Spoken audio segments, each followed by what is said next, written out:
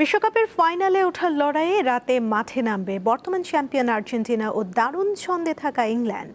আটলান্টায় match শুরু হবে রাত ১টায়।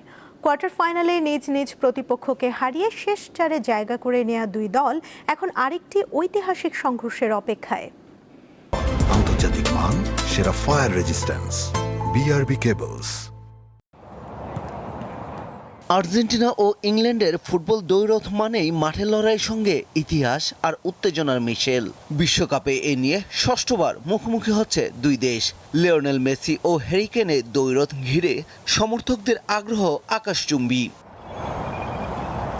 তৃতীয় স্থান নির্ধারণী একপাশে সরিয়ে রাখলে বিশ্বকাপে ম্যাচ বাকি দুটি, দল টিকে আছে তিনটি। এই তিন দলের একটি আর্জেন্টিনা।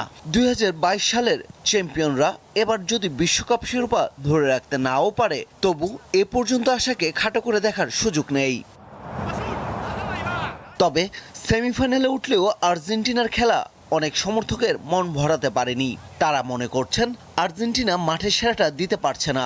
তবে সেমিফাইনালে ইংল্যান্ডের বিপক্ষে নামার আগে খারাপ খেলার ধারণা উড়িয়ে দিয়েছেন লিওনেল স্কালোনি।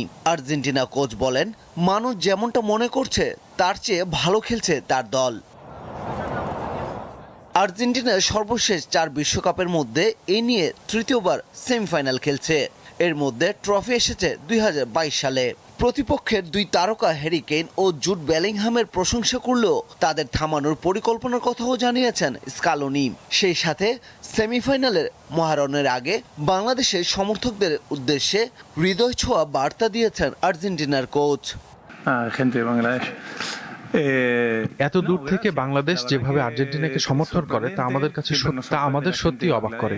বাংলাদেশের অনেক মানুষ আর্জেন্টিনার জার্সি পরে।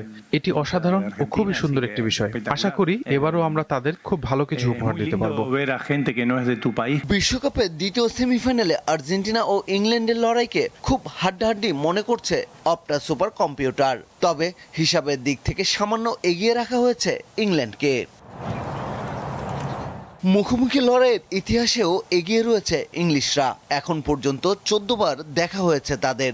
এর মধ্যে ইংল্যান্ড জিতেছে ৬ বার আর আর্জেন্টিনা ২ বার। ৬টি ম্যাচ ড্র হয়েছে। ২০২৬ আসরের আগে ইংল্যান্ড ৩ বার বিশ্বকাপের সেমিফাইনাল খেলেছে, কাপ জিতেছে একবার। এবার তারা আরেকটি ফাইনালে স্বপ্ন নিয়ে মাঠে নামছে। পারভেজ খোকন, দীপ্ত স্পোর্টস।